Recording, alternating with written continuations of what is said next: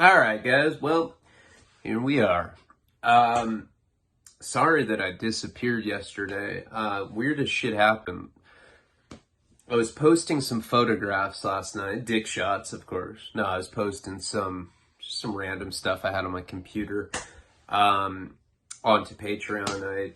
I posted a picture of, "You're such a drug addict." I don't think you guys had ever seen her, and I was like, fuck it. I found one on my computer, so I decided to post that. It's probably like 9 p.m. last night, and I just passed out. Like, it looked like I was on heroin or something. I was like, I woke up this morning and my neck was all strained. I fell asleep just sitting down. I don't know what the fuck's wrong with me with the fatigue stuff. It's been like really profound, unexplainable fatigue. And I've Googled it. I never like to try to determine what kind of medical conditions I have by looking on Google, because like everything, you're like, I have a headache, and it's like, you have AIDS, and you're like, fuck, I do. And then you like start a GoFundMe, you're like, I found out I have AIDS today, and I have $40, and people are like, fuck you, AIDS person, you don't get shit. No, I mean, AIDS, AIDS humor, right on. I don't think I have AIDS. It's possible. I've done a lot of butt fucking. I've shared a lot of needles in prison, and that's always something that that I was worried about, getting out. Because it'd be I've talked about all the needles that I've shared in prison a lot of times. It's pretty wild. Like, when you're in prison, you're like, my life sucks, fuck you, let's share this. And someone's like, I have AIDS. And you're like, I don't care. If I have AIDS, maybe I can get Oxycontins. And then you share with them. And then after you're like not high anymore, you're like, oh my God, But I've been tested for that since I've been home, and I've come up HIV negative. I don't think I have HIV. I'm almost positive that I don't. But I just, this morning I woke up. I woke up after sleeping, in this office chair. Like, I fell asleep like a straight heroin addict from Milwaukee or something.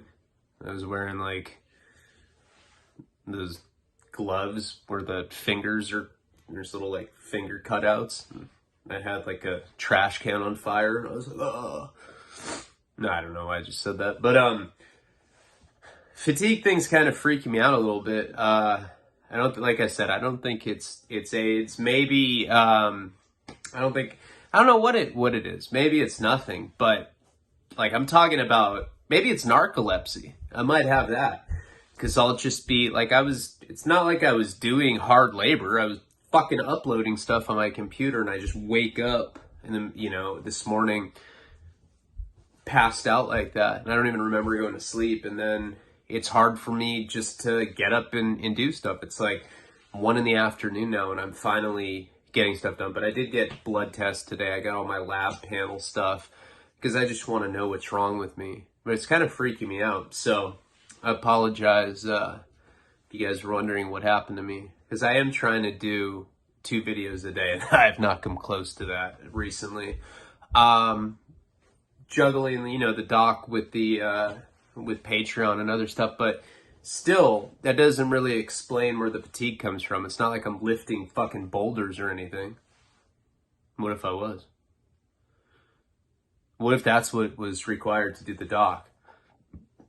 What? All right, I'm sorry. This is why I usually separate monologues from the stories, because I say a bunch of nonsensical stuff. But, basically, I'm just worried about fatigue, because I don't know. I've never dealt with fatigue before. I'm always one of those like really, really high energy people. And it just seems that I'm crashing all the time. Maybe it is Hep C. Maybe I have AIDS. Maybe I'm dying of something else. Who knows? Maybe I have herpes. I do have herpes, but I don't think that gives you fatigue. Your herpes are so disgusting. They stink, and then you just get tired. You're like, damn, my herpes smells like shit. I'm tired now. And then you just pass out. All right, I'm going to start the video. Sorry. If I don't, start talking, then it's very hard to get into the story. So let's get into juvenile delinquency. I think we're on 6 now. And what had happened in the last video sure you guys remember, I was at my buddy Orlando's house, and I was with my roommate, who I won't say his name, but the guy that my parents had adopted. We'll call him Poppius for the sake of the stories. And the reason I call him Poppius, which I don't know if I've ever explained to you, maybe we can get into that before the story starts. When we were probably around like 13 or 14, I used to hang out with him a lot. I used to hang out with him and this other guy named Jesse. And our favorite pastime back then was taking Coracetin cough and cold medicine. Now, there's probably a lot of degenerate drug addicts on my Patreon that have taken Coracetin. They're those little red cough and cold pills. They have DXM in it. That's the compound in the cough and cold pills that actually get you high. It's a weird high. It's a dissociative. Basically, I don't know what that means. I don't know what like the scientific breakdown of a dissociative is, but what the effect was, it makes your eyes bulge out. Like your eyes get really big. You usually suck off your friends. That's what I did. I'd be like, dude, I'm so high. Could I suck your dick? And my friends would be like, yeah, I'm high too. Why aren't your eyes big? They'd like be faking. They're not even on Coracetin. But yeah, it'd make your eyes big, and then you'd kind of like feel like you're floating. Very odd feeling. It was not that pleasurable.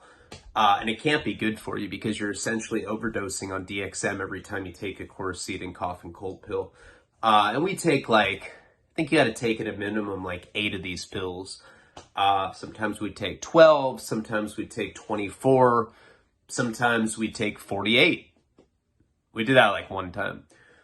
Now, this guy, Poppius, that's not his real name. I don't even want to say this fucker's real name, and we got into that in the last video. It's because he went on to be my fiance's husband's best man after he was like neck and neck with me in the breakup. But back in this time period, back when we were like 13, 14, we were best friends. You know, he was my best friend. I loved him.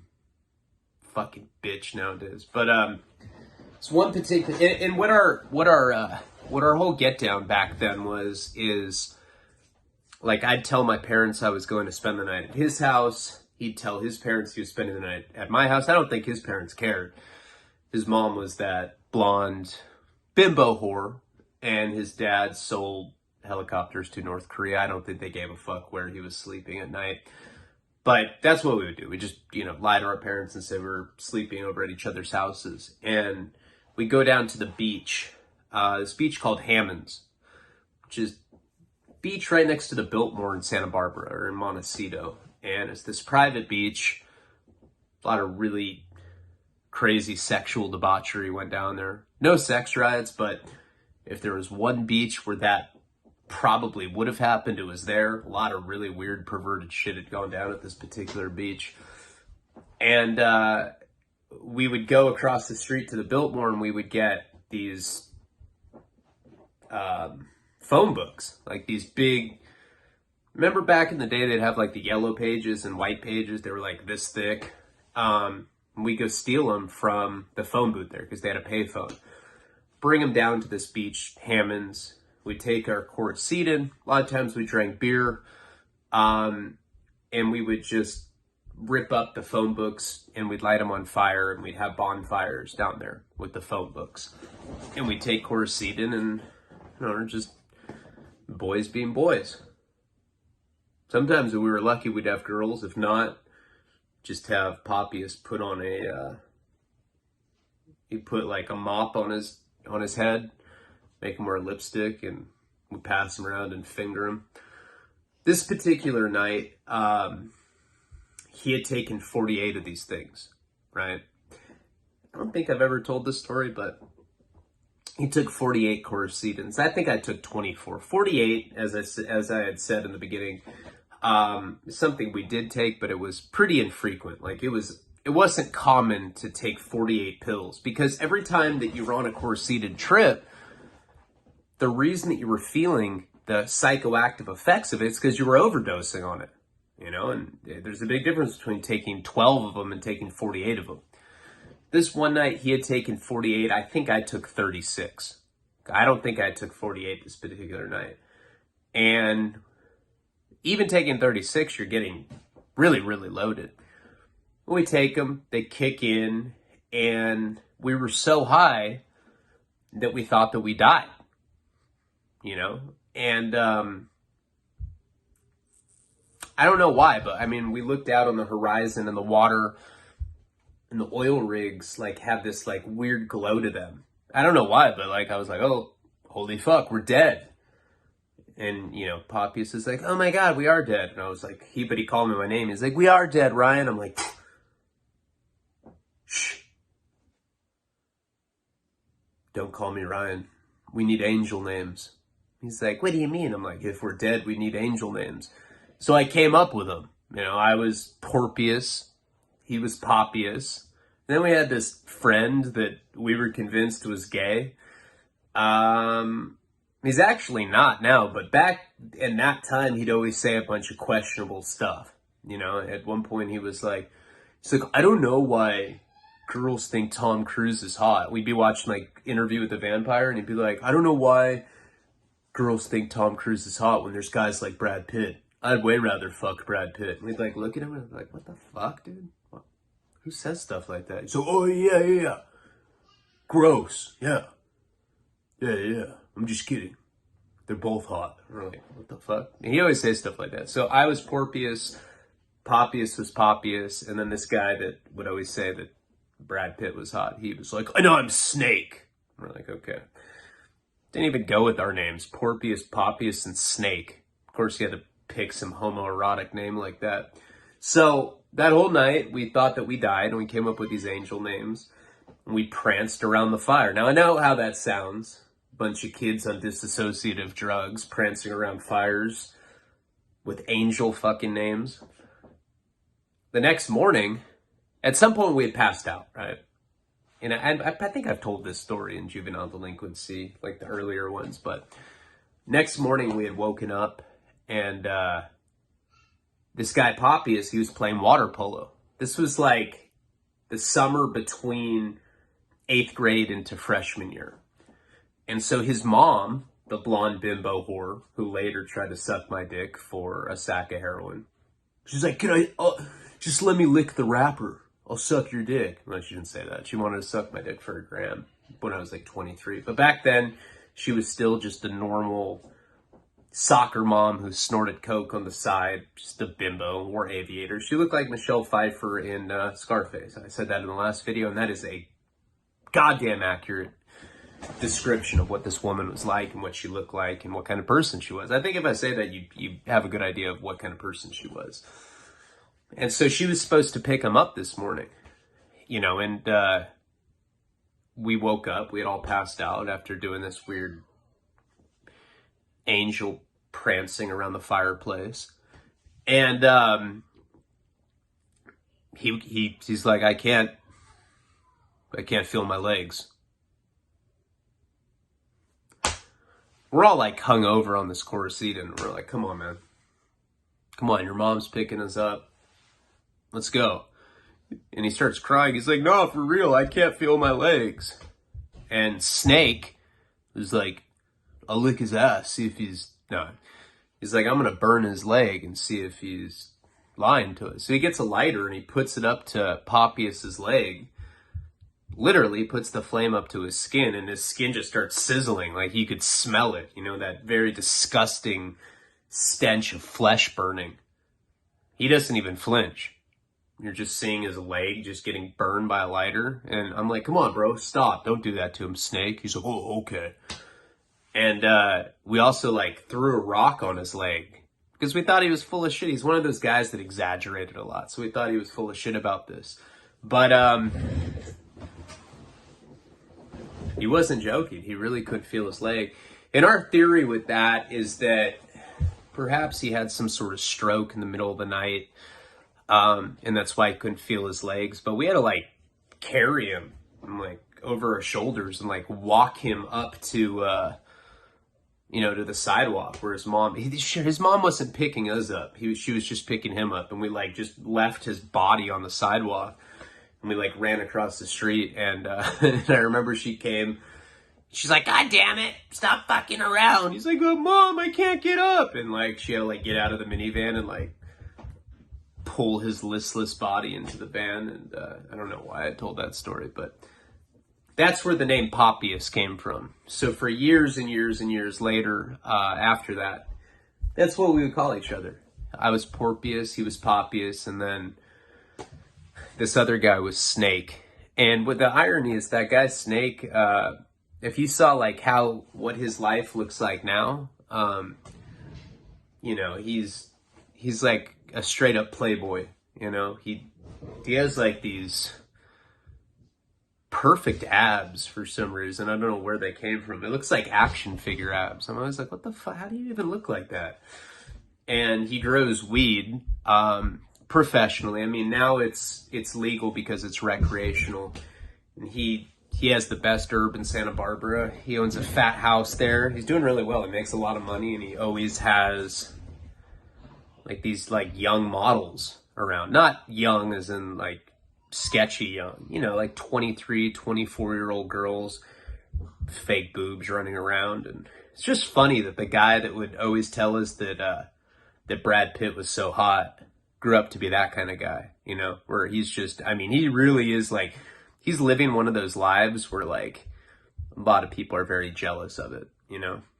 He's living the dream. Let's put it that way. So anyway, fast forward to where we're at now currently in this story. I had hit my dad and I had to go to this orphanage, and I was supposed to be back at 4 o'clock, whatever the curfew was. I think it was 4 o'clock. I go to school and Poppius is like, fuck that, you know, let's go down to LA. I remember last video, I couldn't remember why we were going down there. Maybe it was a concert. I don't know. I can't remember. There was some reason why we were going down to LA.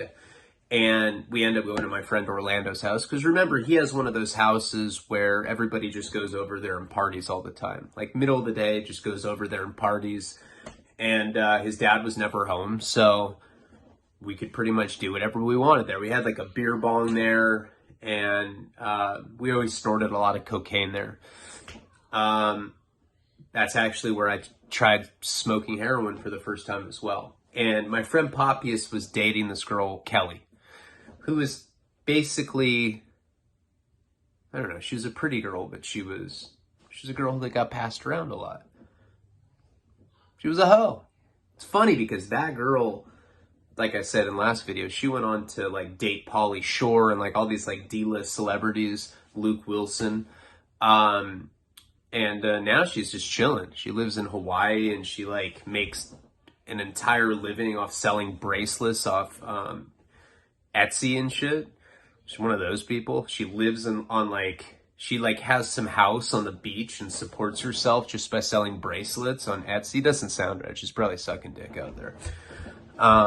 Probably shouldn't be saying that. She's my friend, but she's one of those people. I'm sure you can imagine girls that I'm friends with, that I've been friends with for that long. If I said something like that, like maybe a normal girl would be offended, but she would think it's funny. That's just Ryan. He's always talking about what a whore I am. You're funny.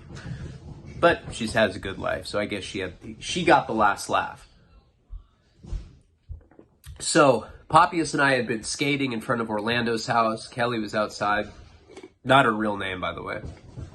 And this guy in a Porsche comes by, and she ends up throwing a rock at this guy. Now, this guy chases us into Orlando's backyard, and she ends up spraying him with the hose. It's funny because her spraying him with the hose was probably one of the most significant factors of this entire thing.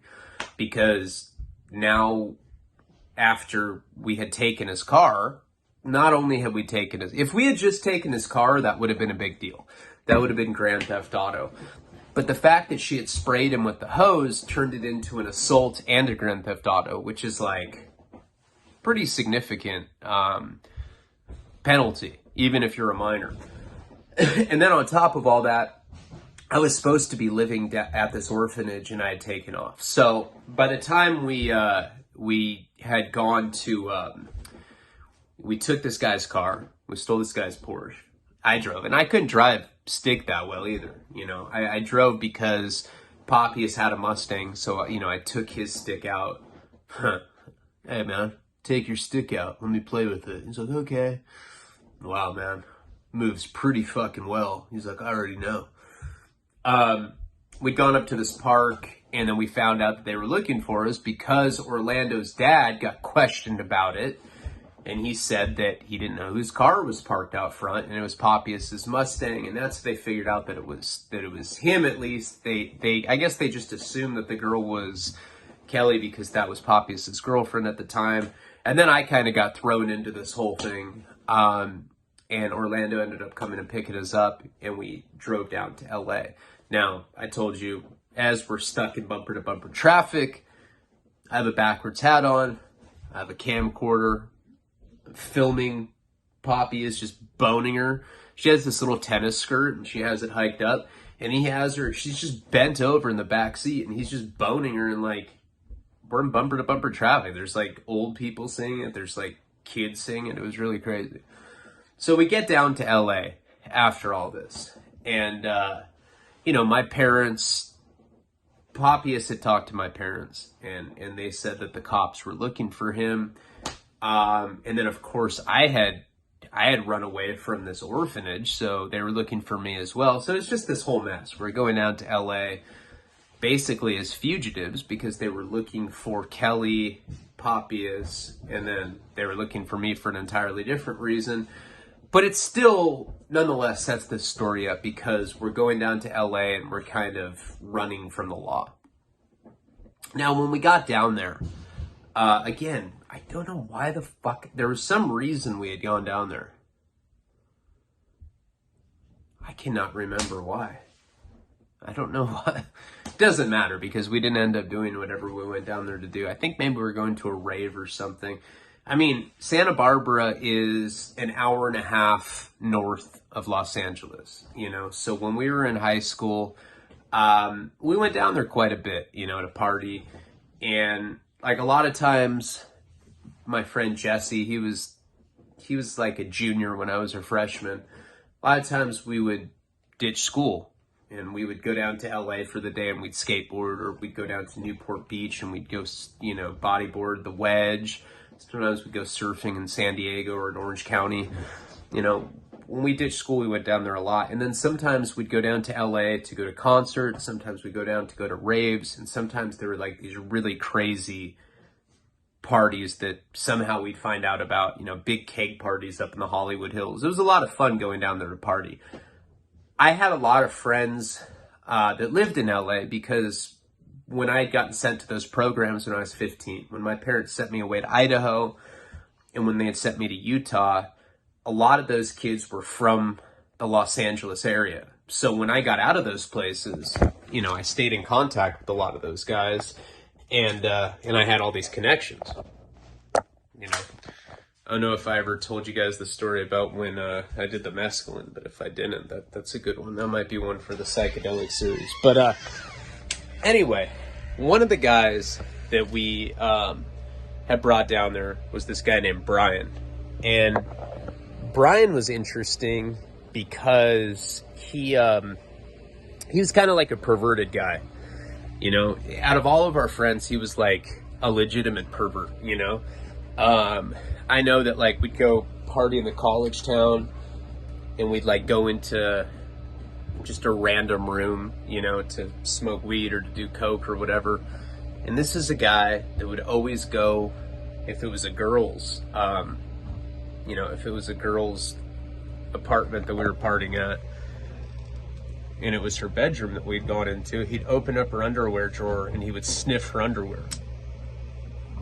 Now, I'm not saying I'm above it. I'm not saying that that's too weird for me, but honestly, like, I'm a pervert and I never really was into shit like that. I mean, sniffing underwear, that's going pretty hard. And that's the kind of guy that he was.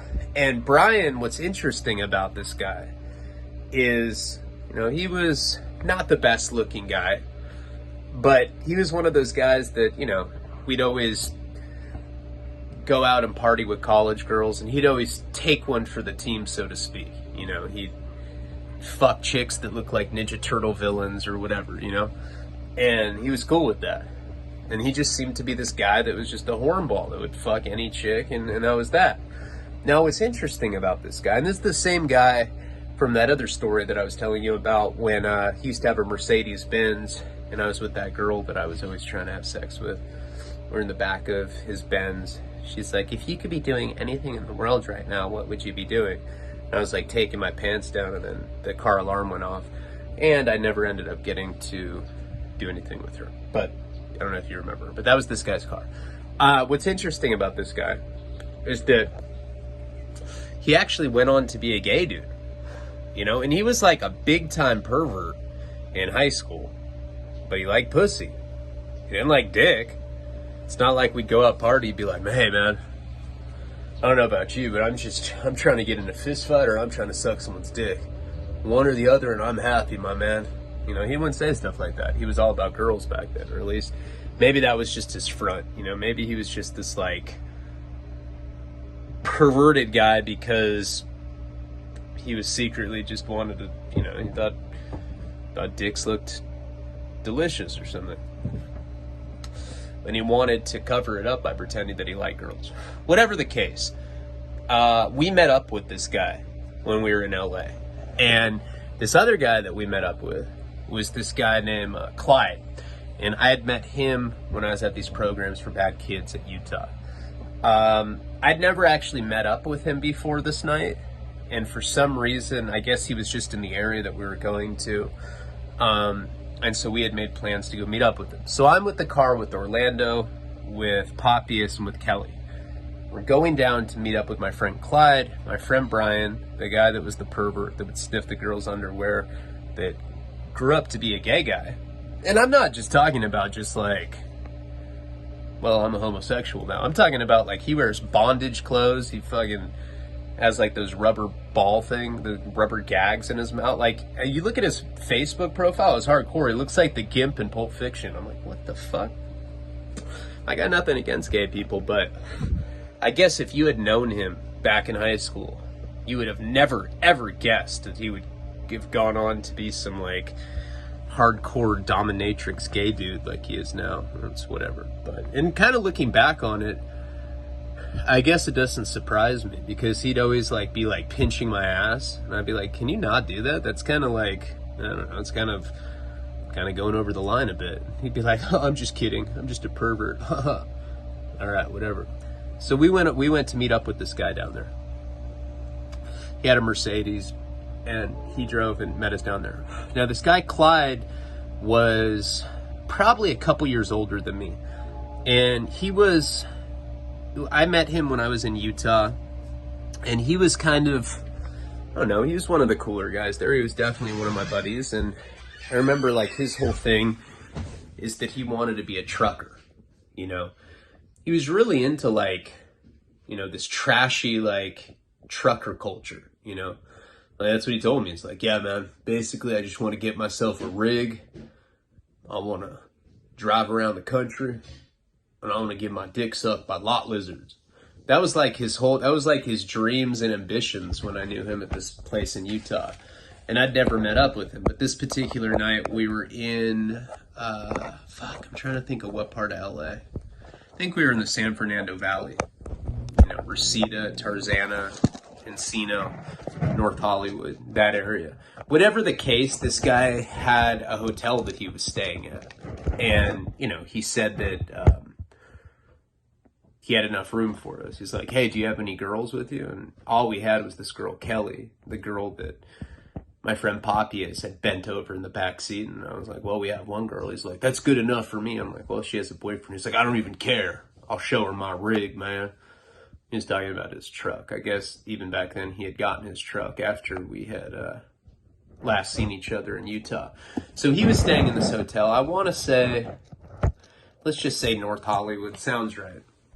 So we end up going down to this hotel and meeting him. Now, by this point, he was a full-blown tweaker, full-blown crank addict. you know, and this is back when they had peanut butter crank. This is not the stuff that they have now. So nowadays they have crystal methamphetamine that comes in like the shards. It's, you know, it looks like little pieces of glass, kind of, you know. I mean, that's what crystal meth looks like broken up glass. It comes in shards. But back then, it came in this like kind of like gooey, like putty. It looked like putty, right?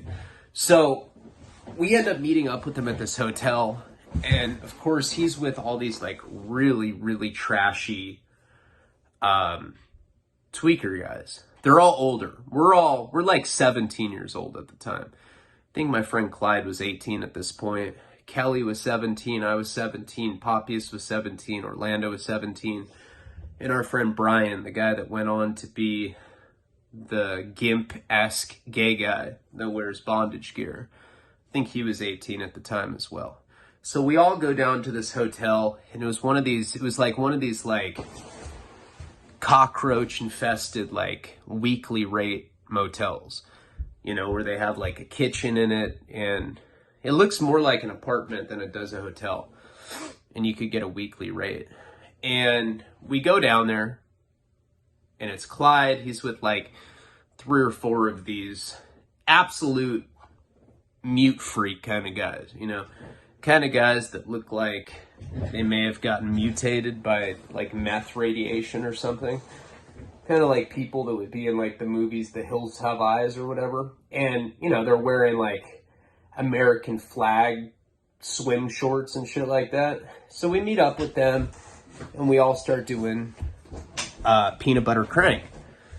And Brian comes down there, and that's just kind of what we're doing. And we're already paranoid because the police are looking for us, you know. And we're all, you know, when you're 17, you think that the world's a lot smaller than it is. You don't realize that you're in one of the biggest cities in the world, and police are looking for us in Santa Barbara. They didn't even know that we were down in LA.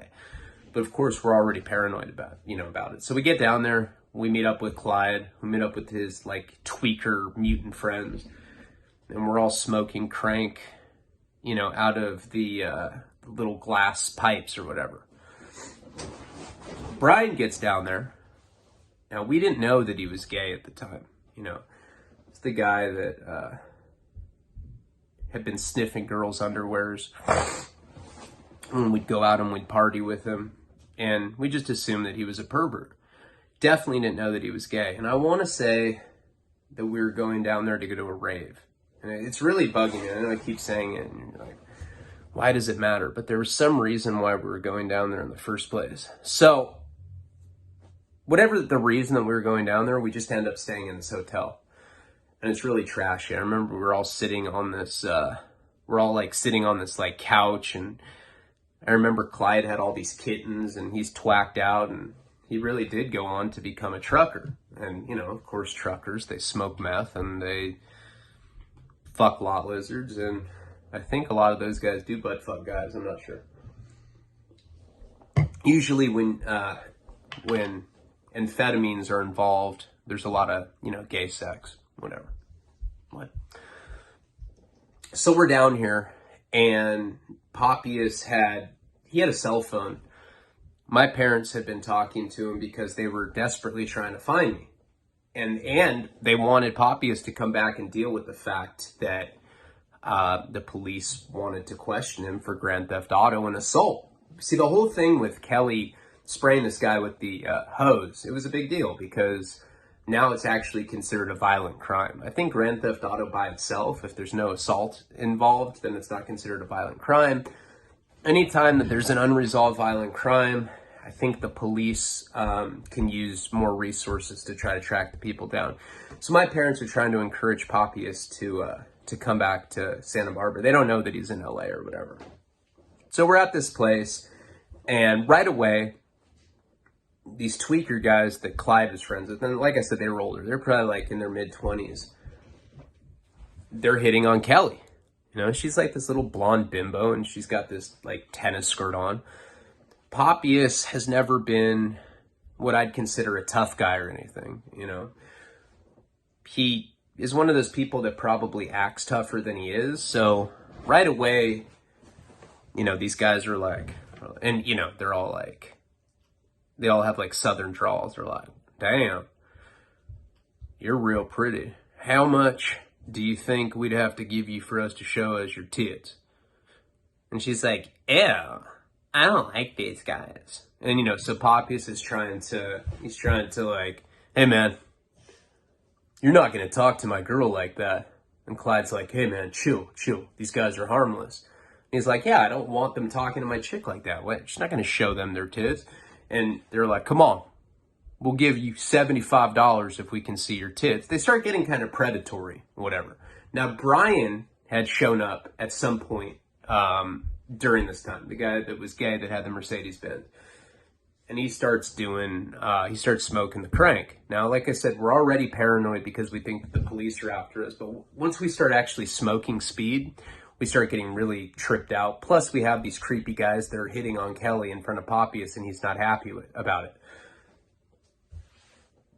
So we kept going outside of this hotel and checking the parking lot. Like, I don't know, thinking that, you know, maybe police might start patrolling this place or whatever.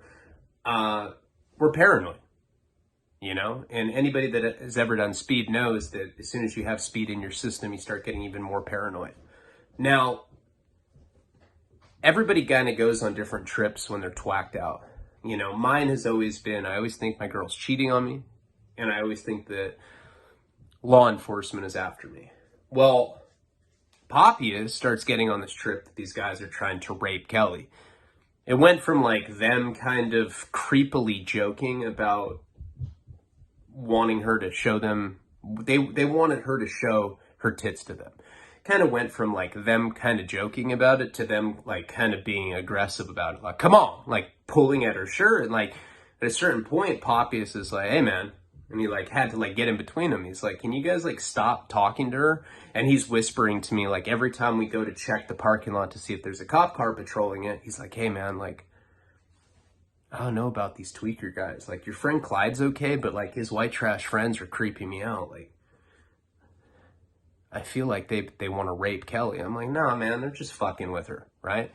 We left Brian in this hotel at this point, right? So group of us, it's Orlando, Kelly, Papias, and I, we keep going back and forth outside of the hotel to go check the parking lot.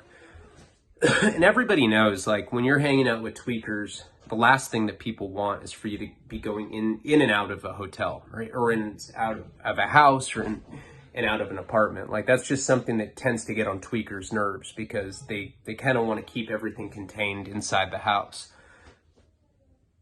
So we leave. Papias doesn't want to go back because he's tripped out about these guys who had been tugging on Kelly's shirt or whatever. And Brian stayed in there with these guys. We're outside. I think we're probably smoking a cigarette or whatever. And that's why I was getting annoyed by trying to figure out what we were doing down there in the first place. Whatever the case, we just ended up staying at this hotel. So we go back after being in the parking lot and after us talking, and Papias basically saying that he wasn't comfortable being there. Kelly didn't care because she was a little slut. She's like, oh my God, I love the attention. I don't even care. And Papias like, you're a slut. And she's like, I think these guys are nice. And they're just joking. Lighten up. So we end up going back after this. When we go back in there, my friend Clyde, the guy that I'd been at this program with, the guy that wanted to be a trucker, he's in the bathroom. The bathroom door is closed, and he's in there with Brian, my friend that ended up being gay, but we didn't know he was gay at the time. We get back in there, and we're like, hey, where'd Brian go? Now, these guys that are a little older than us, the tweakers, they're creepy. And they're like, they're in the bathroom. Now, we didn't assume, like, we're not thinking gay stuff, right? We're not thinking anything like that. We're more like thinking that maybe he's in danger because we think these guys are predatory. We don't know what they're doing. Maybe they're holding him down and sucking his dick. He's in the bathroom just with Clyde, just with one person, right? But we still, like, I guess you got to understand, like, the atmosphere at this place was uncomfortable. Like, them hitting on Kelly was kind of like, whenever there's older guys hitting on a 17-year-old, yeah, we want to look at your titties, you know, and she's just like, and, you know, she's being flirtatious with them because that's how slutty girls can be. But Brian and Clyde had disappeared in this bathroom. So they're in there for like at least 30 minutes. So at this point, we're just sitting on the couch, we're smoking the meth or whatever. We're talking, we're telling these guys the story about how Kelly had doused this guy in the Porsche with water and how he'd stolen the Porsche and then we had left it at this park. You know, and these guys want to go get the Porsche. We're like an hour and a half down south, down in LA, but they, of course, these trashy tweaker guys want to go get the car that we had stolen and they want to try to, you know, give it to a chop shop or whatever. So eventually, I go and I knock on the bathroom door. I'm like, hey, Brian, are you all right? Doesn't say anything. Brian. Again, nothing. And at this point, I think Poppius is like, he's like, hey, let them be. You know, they're probably butt fucking in there. He says something to that effect. And one of the guys, one of the older tweaker guys, looks at Poppius and he goes, that's exactly what they're doing in there. You got a fucking problem with it? But the way that he said it was like in a non-joking way. Like when we really thought that he might be doing that. Now, none of us thought that Brian was doing gay stuff with Clyde. Now, I knew both of these guys. I knew Clyde from the time that I had spent with him in Utah, and I knew Brian. You know, nowadays, looking back, I can kind of see what was happening. You know, it was like, basically, these older guys were all creeps. And they definitely had their eye on this girl. And Clyde and Brian, we didn't know what they were doing. But we're knocking on the door and they're not saying anything. Now, again, we're like on this weird trip where we're twacked out and we want to leave, right? We want to like go check the parking lot and see if there's police there or whatever. I don't know. It's like this weird false comfort that you get when you're on any sort of upper. Either you're peeping out a peephole, or like looking out the blinds of a window. It's like you patrol because it gives you this false sense of comfort. So we end up leaving again. Even though we had knocked on this door, tried to figure out what Brian and Clyde were doing in there and we couldn't figure it out. So we go outside to the parking lot and we're talking about it. And we're like, we're all tripped out on it. We're like, what do you think he's doing in the bathroom with him? And furthermore, why aren't they responding to it? I don't think any of us necessarily thought that they were doing gay stuff. I don't know what we thought they were doing. You know, it's just, we're in like a weird paranoia.